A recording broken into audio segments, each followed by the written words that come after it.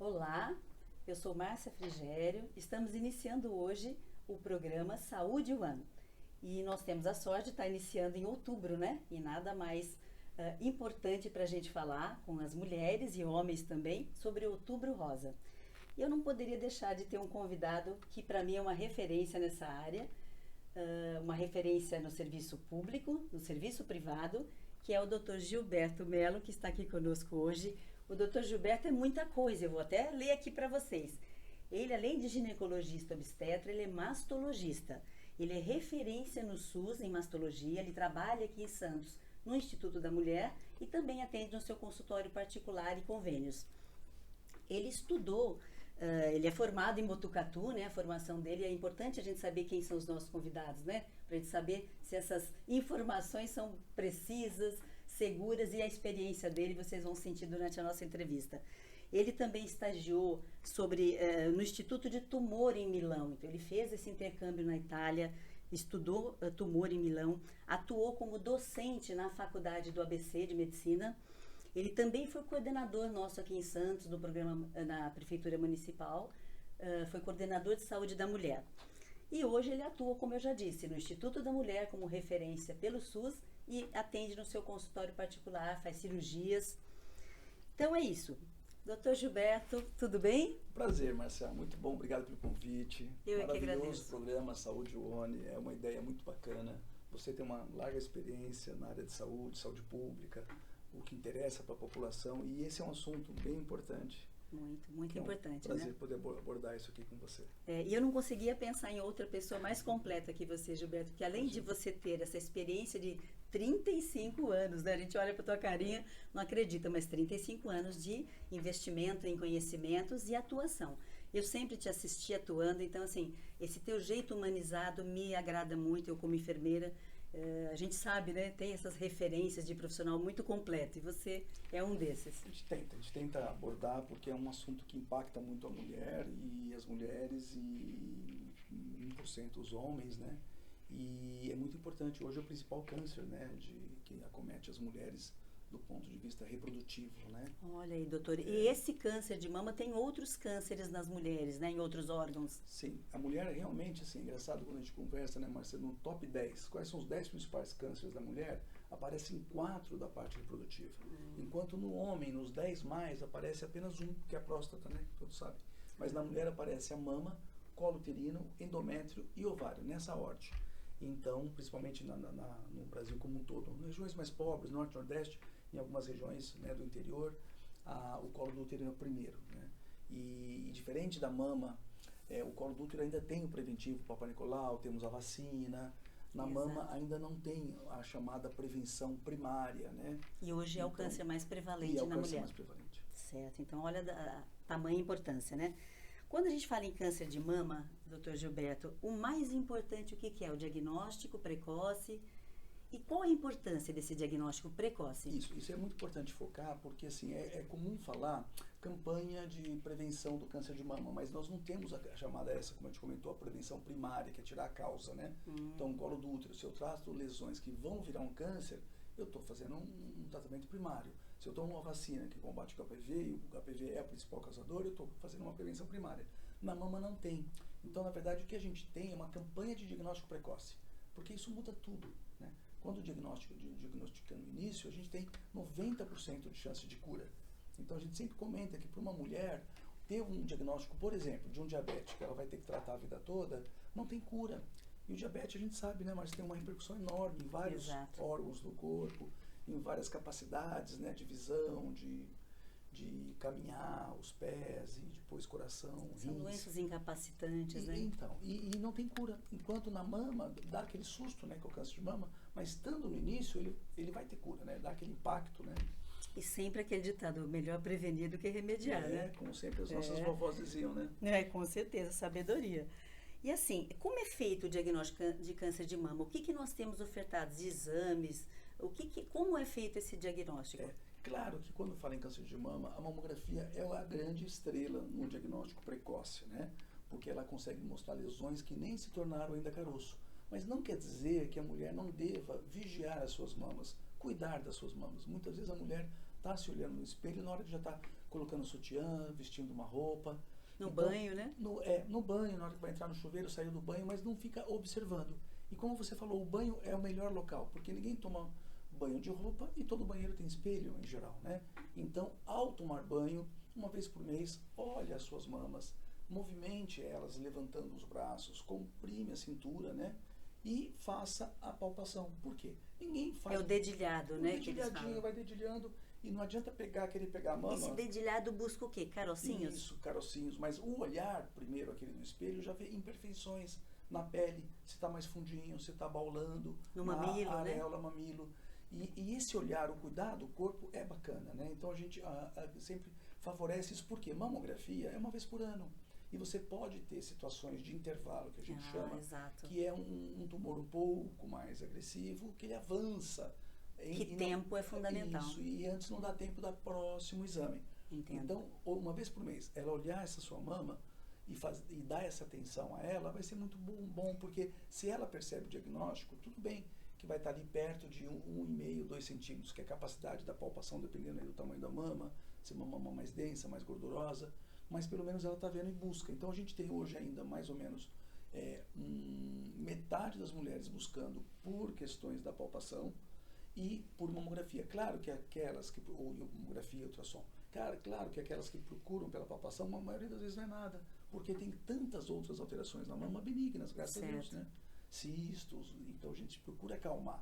É muito ruim a mulher pensar que ela tem 2 bombas relógios que a qualquer momento explode. Não. Verdade. Existe um risco? Existe. Mas ainda bem que esse risco é pequeno, né? É muito importante isso daí. E esse programa vai prezar muito, doutor Gilberto, pelo autocuidado. A gente precisa desenvolver nas pessoas o autoconhecimento. A mama é minha, então eu preciso conhecer como é que ela se comporta. É igual a pressão arterial. Se eu verificar uma vez só, ela pode estar alta e ela não necessariamente está alta sempre, né? Ela esteve alta por algum problema emocional e tal. Então, quando a gente conhece de rotina os nossos órgãos, os nossos sinais vitais, a gente detecta mais precocemente. E aí, claro, com a ajuda dos profissionais, a gente chega ao diagnóstico mais precoce, né? Como é que a gente teria, doutor Gilberto, para falar dessa questão do toque, da mamografia, do diagnóstico precoce, antes da gente entrar numa rede de serviços, como está organizado? Eu sei que você nos presenteou com um depoimento de uma paciente sua, jovem, que hoje está morando em Portugal e, graças ao seu convite, ela gentilmente gravou um vídeo para a gente explicando, dando o depoimento dela, da Tatiana. Tatiana Marques é ótima. Tatiana Marques, ela é jornalista e hoje está morando em Portugal. Podemos assistir o depoimento dela e você fazer uma observação para a gente de como é que foi essa história na sua vida profissional? É um grande exemplo. Vamos lá?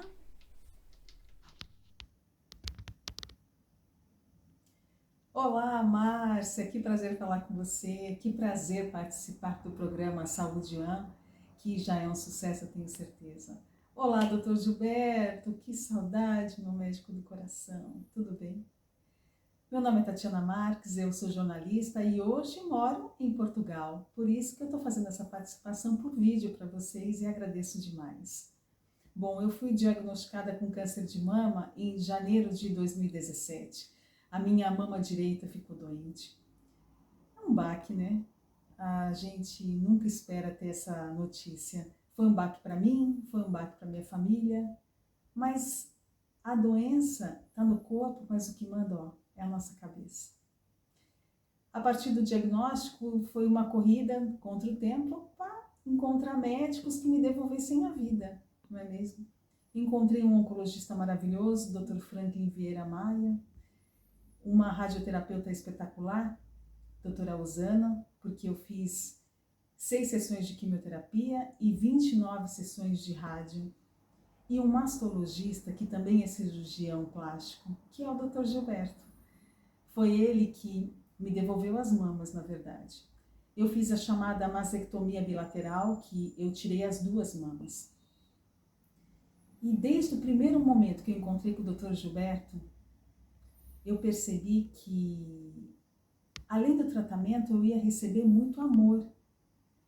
E na minha vida, no meu diagnóstico, eu costumo dizer que ele foi dividido ao meio. O tratamento e também amor. Amor que eu recebi da minha família, imensurável. Dos meus amigos e dos meus médicos. Porque além de remédio, além de cirurgia, eles emanam amor. Isso cura a gente. O Dr. Gilberto, desde o primeiro momento que eu o encontrei no consultório, ele não enxergou, na verdade, a Tatiana doente. Ele enxergou uma pessoa ali. Isso faz toda a diferença. Ele viu as minhas necessidades, os meus medos, e ele viveu isso comigo. Ele compartilhou isso comigo. O Dr. Gilberto me operou, colocou minhas 2 próteses, e eu lembro muito bem que no dia da minha cirurgia, eu estava desesperada, né? Porque eu morro de medo de agulha. E ele chegou todo animado, porque ele tem uma energia, uma coisa espetacular. E aí, Tatiana, vamos lá para a cirurgia, tá tudo bem? Eu acho que ele percebeu que eu não estava legal. E ele olhou para mim e falou assim, vamos ligar para sua família? Ele ligou para o meu marido. E ele não precisava ter feito isso. Conclusão. Ele confortou a minha família e ele me confortou. Ele fez com que eu fosse para a cirurgia muito mais leve, muito mais confiante. E isso fez toda a diferença. Hoje aqui em Portugal eu faço acompanhamento do câncer de mama e eu fui num dos médicos aqui e quando ele viu minha cirurgia ele falou, nossa, um bom profissional que fez essa cirurgia. Um bom não, um excelente profissional. Eu devo a minha vida também ao Dr. Gilberto. Durante o meu tratamento, eu não parei de trabalhar. Como eu falei no começo dessa entrevista, a cabeça é tudo, né? Eu preenchi meu tempo trabalhando, não parei. Eu trabalhava numa emissora de TV, os meus amigos de lá me apoiaram demais.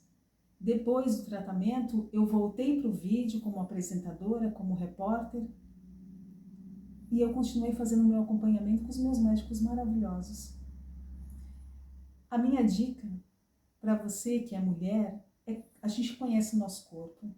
E caso haja detecção de alguma coisa, porque todos nós corremos esse risco, não é mesmo? Que você procure atendimento rápido, porque quanto mais rápido começar o tratamento, mais rápido também vem a cura. Eu fui diagnosticada em janeiro de 2017, eu recebi a cura, a alta, inclusive do Dr. Gilberto, em dezembro de 2017. Foi um ano de batalha. A gente costumava falar em casa que depois da quimioterapia, era o nosso corpo, era uma batalha.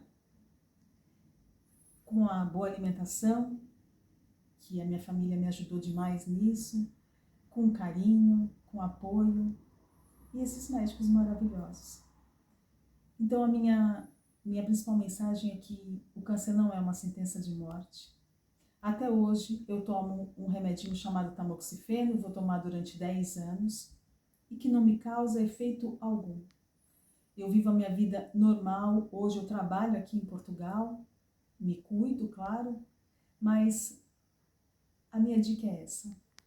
Se cuide, tenha a cabeça no lugar e tenha a sorte de encontrar médicos maravilhosos que vão juntinho na sua trajetória para um sucesso. Dr. Gilberto, muito obrigada mais uma vez.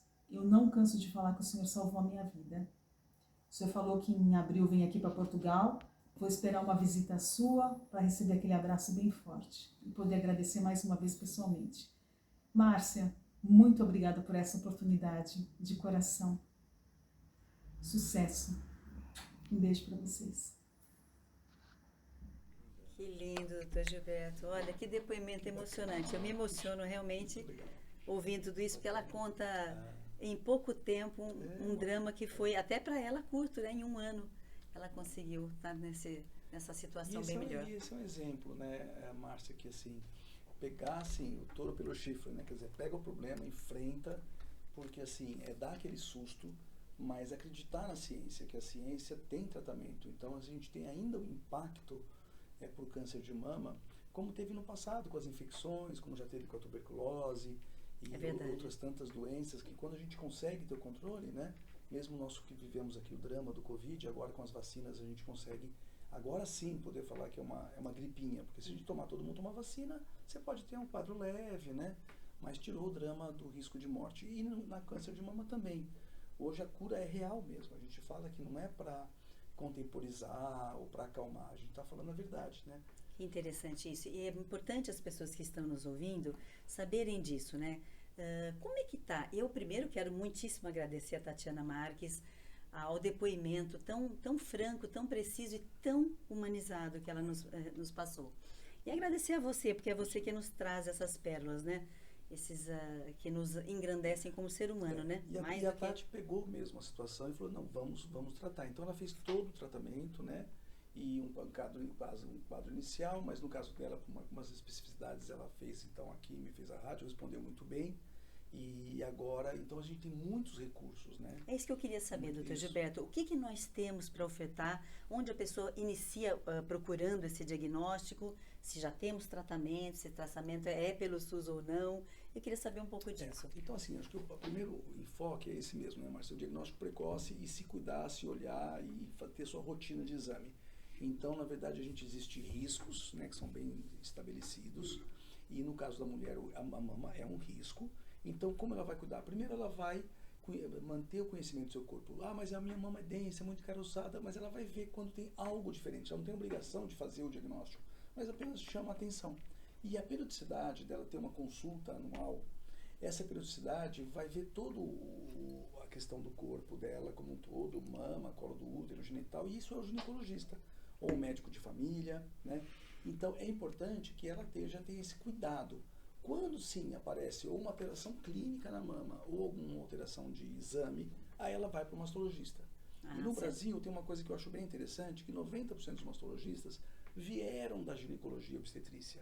Então a gente tem uma vivência com a saúde da mulher. Um ganho de conhecimento nessa área, mais completo. Né? É uma segunda especialidade médica, você tira um título de especialista. Exato. E no caso de países na Europa, Estados Unidos, a maioria vem da cirurgia geral, que vão fazer a oncologia, vão tratar o câncer de mama e são mastologistas. Tá. Então, acho que nós aqui, com essa formação mais ampla da mulher, a gente consegue dar um entendimento melhor nessa questão, porque muitas vezes mulheres jovens, que muitas vezes estão menstruando, às vezes estão usando um método contraceptivo hormonal, que vão precisar interromper, não são muitas vezes mais desejosas de gestação, mas ainda correm um risco até iniciar o tratamento.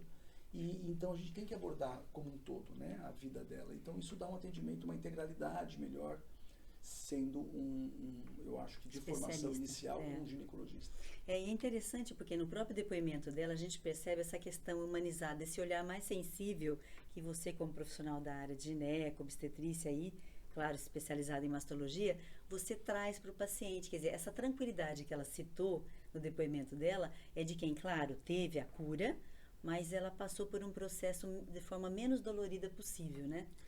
Eu acho que acaba ajudando e esse enfrentamento, esse movimento do Outubro Rosa é muito bacana, como aqui em Santos tem o Instituto Neomama, outros grupos também que trabalham com câncer de mama, com atendimento, com suporte, com recuperação. É importante a população sempre ter esse alerta, né? Ter esse alerta e estar envolvida, né? E saber que existe e vamos cuidar. Exato. Né? Então, porque assim, o medo é o principal inimigo, né, do tratamento. Então, né? a mulher no serviço privado, ela vai procurar um clínico, um gineco para ela iniciar o diagnóstico. E pelo SUS também, ela pode ir na atenção básica, né, na atenção primária à saúde, que são as UBSs, as USFs, né, Unidade de Saúde da Família. E aí, feito a suspeita, ela vai fazer qual exame primeiro? Isso. Então, aí o que a gente sempre coloca da seguinte maneira. Claro que sempre a gente vai estar cuidando da mama, mas a mama não apresentando nenhum problema, não há necessidade, nenhuma alteração clínica, né, de sintoma, de queixa, né, e de exame físico, palpação, ou líquido saindo pelo fluxo, pelo bico, pelo mamilo, né? Então não tem nenhum sintoma. Então não precisa necessariamente fazer um exame antes dos 40 anos. Há uma dúvida entre aos 50 ou 40, mas a tendência maior é pensar numa mamografia aos 40, inicialmente, desde que não tenha nenhum antecedente familiar tão próximo, e aí sim ela bianual e acima dos 50 anual. Isso é um meio termo bom, do que só começar aos 50. É um cuidado importante. Porque a mama muito jovem, na casa ali da década de 30, ela é muito densa. Então aí o ultrassom nesse momento acaba tendo até um papel maior. É que o grande sintoma precoce para a mulher é a microcalcificação, que não aparece no ultrassom. e só aparece na mamografia. Que a mamografia é Só de que- excelência de maior excelência para pra isso. Só que como essa micro, ela é branquinha e a glândula na mamografia aparece branquinho, branquinho com branquinho muitas vezes não vê direito. Mascara um pouco. É por isso que a mama, conforme ela vai, a mulher depois entra na menopausa e ela vai atrofiando, né? Menos gordura. E isso, atrofiando a Evidencia. glândula e mais gordura. E aí a gordura é escura. A gordura é maior e Aí aparece melhor. A glândula é branca e a gordura é Entendi. escura. Então aí as pintinhas lá das microcalcificações na gordura saltam mais aos olhos, né? Correto. Então, Por isso existe- que tem essa faixa etária de maior preocupação, porque também é a faixa etária de maior incidência, É. mas isso não impede que o profissional, tendo algum sinal, algum histórico, ele investigue antes dos 40 ou é também comum investigar após os 69? Então, também, porque na verdade, assim, quando coloca como prioridade populacional de mamografia ali de 50 a 69, é que você pega o maior risco. Correto. Então, isso é uma medida populacional. É o grande enfoque do grupo de risco de desenvolvimento na estatística de É nessa 50 faixa a etária, 60 a 50 a 69 São 20 anos ali, praticamente, que é o grande risco. Correto. Mas a mulher pode ter antes e depois. Antes, principalmente, quando tem um caso familiar. E isso vale a pena tocar o assunto, Márcia, porque as mulheres muitas vezes se estressam muito, porque é uma tia-avó. E, na verdade, como a gente não sabe a causa, né? Porque o que causa o câncer de mama? A gente não tem uma causa de fato. Tem alguns cânceres que as causas são um pouquinho mais evidentes, como colo uterino, HPV, pulmão, tabagismo. Mas na mama a gente não tem. Então, quando você tem uma causazinha, que seria o fator genético, ela parece que é muito ampla e não é. É apenas ali 15, 17% de fator familiar. Importante isso que você está falando, porque já houve Então, dúvidas, né? E aí as mulheres ficam às vezes muito estressadas porque tem uma única tia-avó que teve. Ou mesmo que seja, vamos supor, minha mãe, mas a mãe teve 5 irmãs e nenhuma teve. Tem várias sobrinhas, essa mãe que teve o câncer de mama e ninguém teve. Ela tem várias primas que também não tiveram. Então, quando você estuda a árvore genealógica, você consegue ter um panorama de como esse gene está circulando ou não. Claro que 2 casos de primeiro grau, quer dizer, uma mãe e uma irmã, por exemplo, ou às vezes a mãe e a filha. Então, uma mulher, por exemplo, de 60 anos, ela tem uma filha de 40 que teve câncer de mama e a mãe com 85 com câncer de mama. Tá. Então, para ela, claro que é um risco, são 2 de primeiro grau. Com certeza. E aí, quando a gente tem um fator genético mais importante, a gente procura fazer a mamografia já antes do primeiro, principalmente se é uma idade precoce. Então, a minha mãe teve com 40 anos, então ela deve fazer 5 anos antes. Aí sim, entra numa exceção, com 35 anos, faz a mamografia. Né? E a gente sabe também do fator emocional nisso tudo, né? Se ela se estressa demais na preocupação de uma possível chance, né? Realmente não é muito bom. A gente vai dar essa atenção e muitas vezes a gente acaba até tomando decisões ali um pouquinho de quando está no meio termo, faz uma biópsia, não faz uma biópsia. Pesa também o que a paciente está sentindo, como você disse. Se para ela está com tanto estresse assim, vamos tirar essa dúvida, né? Exato. Porque na mama, hoje, a mama começou com uma classificação de imagem, que hoje todo mundo já sabe, já tem uma ideia, que são aquelas notinhas, né? O tal do BI-RADS, né? Que é o Basic Breast, né? RADS de radiologia. Então tem nota de 0 até 6, 6 já é um câncer, quando a gente já sabe, o 0 é inconclusivo. E aí depois o pessoal da próstata copiou a tireoide, então tem várias áreas seguindo uma classificação mais objetiva, para não ficar naquele subjetivo, né, Márcia, de essa mamografia tá boa, mais ou menos boa, ruim, muito ruim, pouco ruim. Tá. Então você tem, se aparecer tais e tais critérios, tal nota, tais e tais critérios, tal nota. Então no 3, é um segmento, tudo indica que é benigno, certo? Correto. No 4 até existe um A, B e C, né, quer dizer, uma graduação do próprio 4. BI-RADS 3 alerta para tomar cuidado. avaliar, né? Mas não tem o 4, o A e o B, digamos assim. Ela é um 3 que não tem critério mesmo de biópsia, mas vamos supor que ela tem muita preocupação, vamos supor que ela tem algum outro histórico, então aí a gente até às vezes faz uma biópsia que não, eventualmente, talvez até nem precisasse no 3, mas para ajudar nessa segurança, porque é muito ruim, né, ficar com esse incômodo do medo. Olha a preocupação importante emocional, né? Agora no 4 e 5, provavelmente vai para a biópsia. Aí é obrigatório. Já é obrigatório. Fazer uma biópsia para esclarecer. Não quer dizer que no 4, que vai o 4A, B e C até o 5, claro que o 5 já é uma porcentagem grande para positividade, né? E a gente trabalha com isso muito claro com a paciente, né? Dizendo, olha, tem risco, não tem risco, vamos fazer biópsia, qual o caminho, qual tipo de biópsia vai ser escolhida, né? Agora, doutor Gilberto, eu que trabalhei também 30 anos no serviço público, a gente sabe que tem um tipo de serviço, ele está preparado para fazer o diagnóstico precoce. Então, na atenção básica, nas unidades de saúde da família, se pede a mamografia. Sim. Tanto o profissional ginecologista, quanto até alguns enfermeiros. Sim, claro. Ali tem um protocolo, combinado entre a equipe que o protocolo permite o enfermeiro solicitar a mamografia.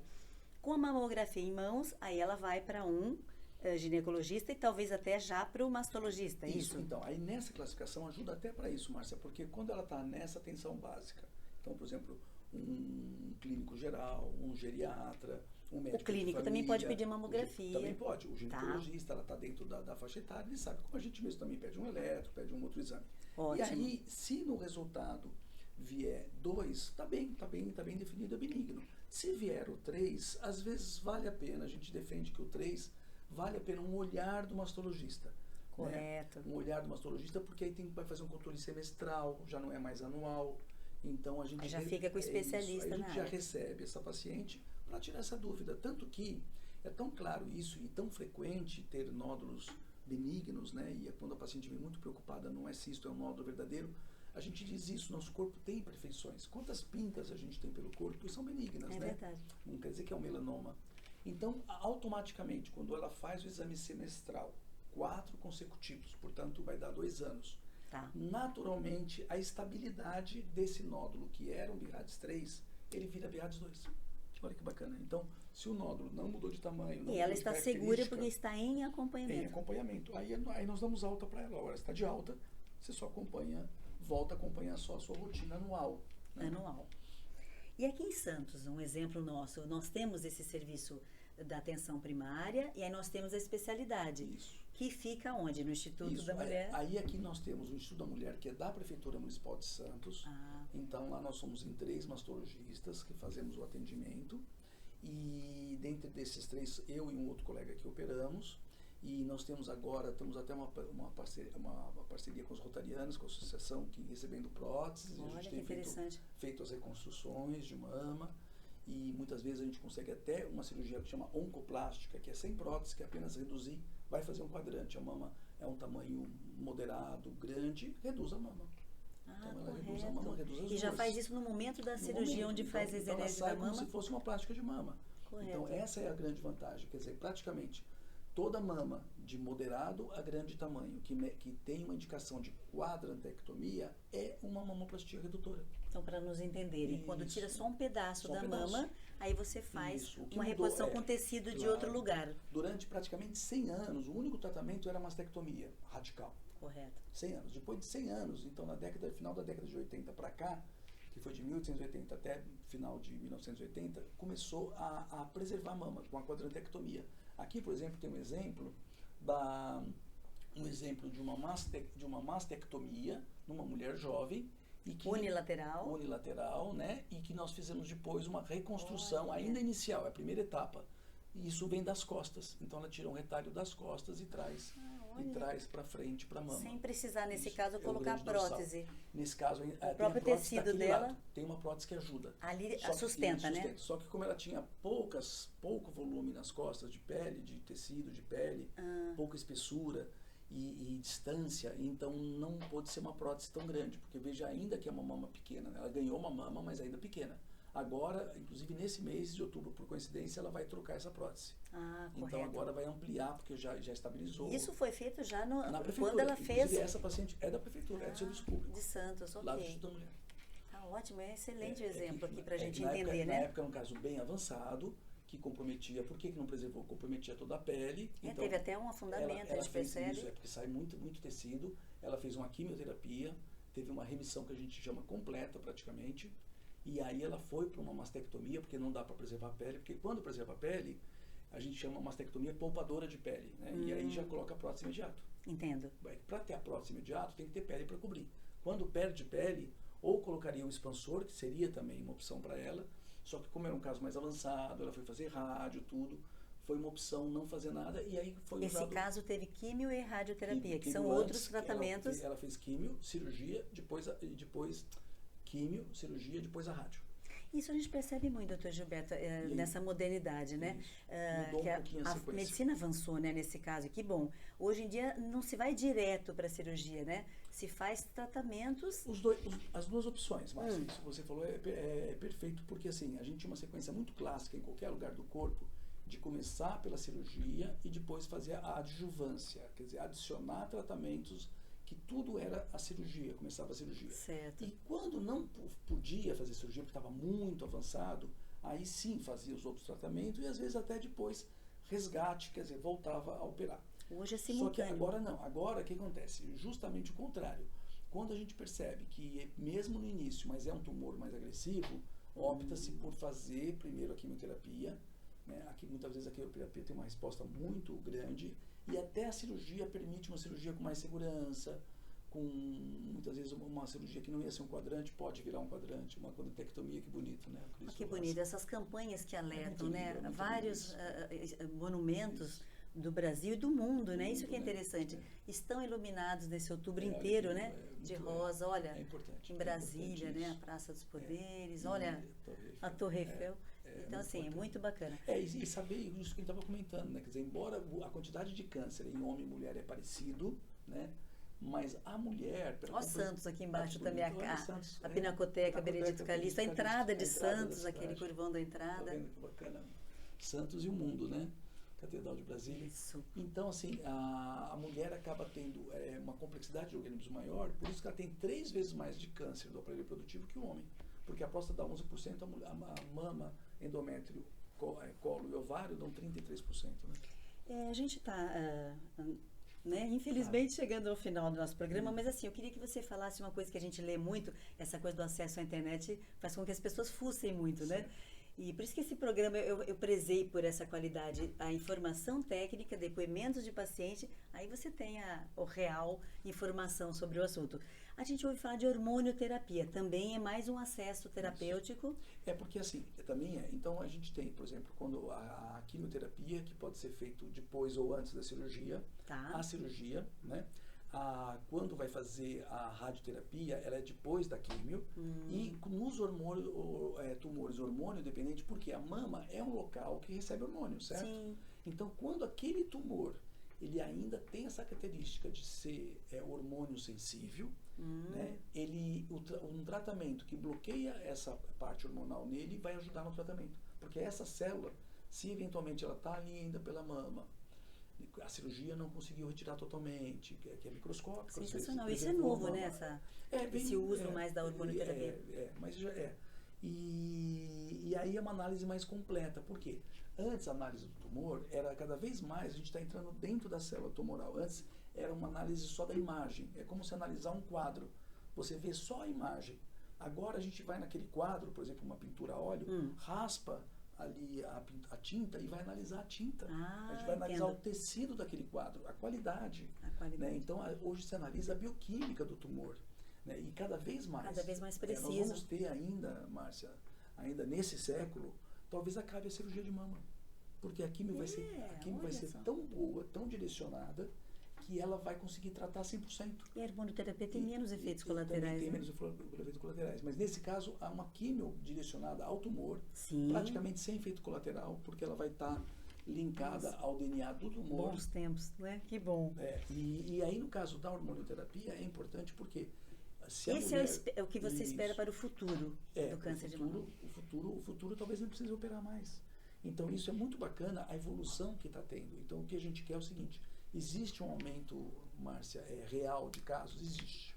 É fato. Porque, infelizmente, a questão da alimentação é importante. Né? A questão da atividade física, a vida saudável, isso nós pioramos. Né? Outro fato que aconteceu, que não é uma piora, mas é um fato de que biologicamente a mulher foi preparada para gestar mais vezes e amamentar. Então, se a gente pega uma mulher que no passado menstruava lá já perto ali dos 14 anos, parava de menstruar mais cedo, porque ela tinha 10, 14 filhos. E aí amamentava, claro, bastante tempo. Com tudo isso, a mulher de vida reprodutiva, ovulando, a mama, incha, desincha, isso acabava dando 10 anos quando a gente faz essa conta. Uma mulher hoje, que ela menstrua mais cedo, ali aos 11, aos 12, para de menstruar aos 50, tem muitas vezes um filho, 2, mesmo que ela faça uma amamentação de 6 meses, mas depois ela vai menstruar, mesmo que ela continue amamentando, mas aí depois volta o ovário a funcionar, ela vai ter ali 3 anos sem menstruação numa vida reprodutiva de 40 anos. Interessante essa análise, interessante. Então, a mama está muito tempo mais... Então, existe um aumento absoluto? Existe. São esses 2 fatores, o fator biológico e produtivo e o fator de hábitos de vida, né? E, então, tem um aumento absoluto. Mas, por outro lado, a gente está conquistando muito em cura. E há hoje a opção das mulheres em não querer ter filhos. É uma decisão do casal ou dela própria, enfim.